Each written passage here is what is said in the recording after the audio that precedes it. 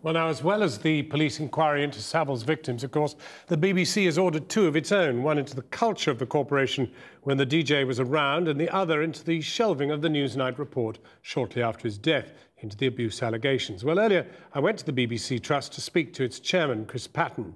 I asked why the women who complained were never referred to the police, nor to people who could have counselled them. That appears to have been the case, and I hope that whatever comes out of all these inquiries, the most important thing at the heart of it is the people who've been so damaged over the years and not listened to. As chairman of the BBC Trust, your obligation is actually to we the viewers, isn't it? It is not actually to the BBC. No. And yet the people carrying out the inquiries have been tasked with so doing by the management of the BBC, not by you. Look, we have a different responsibility to, say, the board of a private or public company. The old board of governors was more like that, and that system was blown apart by Hutton. So we're the inheritors, and we're established as the main strategic authority for the BBC. We're separate from the executive. We don't have any executive responsibility. But the executive are the people who've put these inquiries into account, and you might have to sack somebody on the executive as a result of an inquiry which they have instigated, not you. They've instigated it. It's being done with our agreement about the chairman, with our agreement with the terms of reference.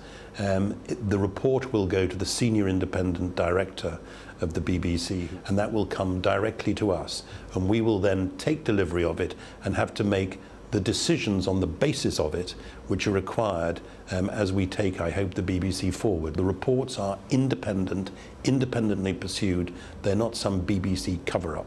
Do you accept that in the testimony that George Entwistle gave to MPs the other day, the concept of the BBC management really reflected a kind of Byzantine structure in which people didn't seem to speak to each other, in which somebody would say something had happened and then somebody else would be asked to go and ask somebody about it? One of the ironies, John, of all this is that if you look at what he said, and he was into the job for 11 days when this bombshell happened, if you look at the things he said when he became Director General, it was precisely this bizarre management structure which said he was determined to change, and that was one of the reasons why we appointed him.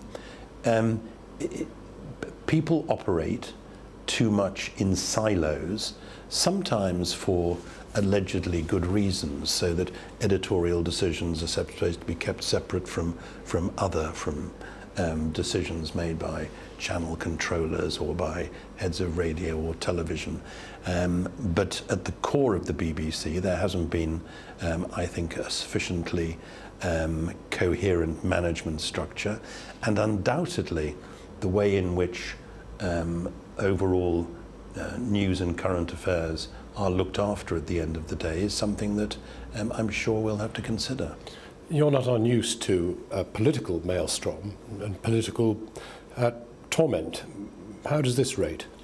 Oh, this is the worst I've ever seen, because first of all, the